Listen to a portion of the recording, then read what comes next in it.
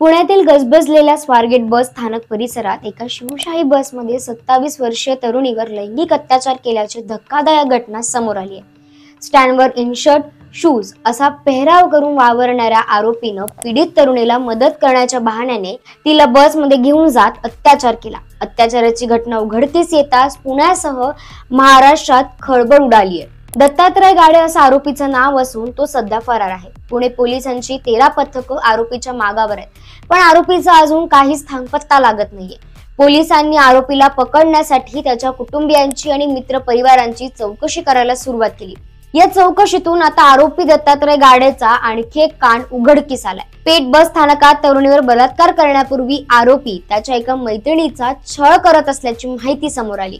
नराधम आरोपी पीडित मैत्रिणीला सतत फोन आणि मेसेज करून त्रास देत होता, तिला भेटायला बोलवत होता। याशिवाय तुझ्या मैत्रिणीसोबत ओळख करून दे, तिच्याशी पॅचअप करून दे, तिच्याशी सेटिंग लाव अशी मागणी आरोपी आपल्या मैत्रिणीकडे सातत्याने करत होता।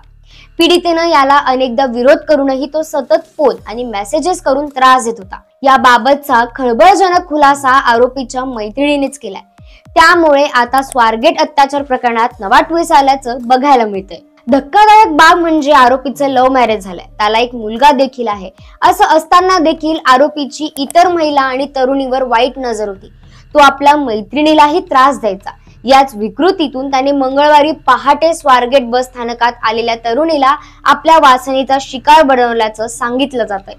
आरोपी सध्या फरार असून त्याच्या मागावर एकूण 13 पोलीस पथकं तैनात केली आहेत। तसंच आरोपीची माहिती देणाऱ्याला 1 लाखाचं बक्षीस देण्याची घोषणा देखील पोलीस प्रशासनाने केली आहे।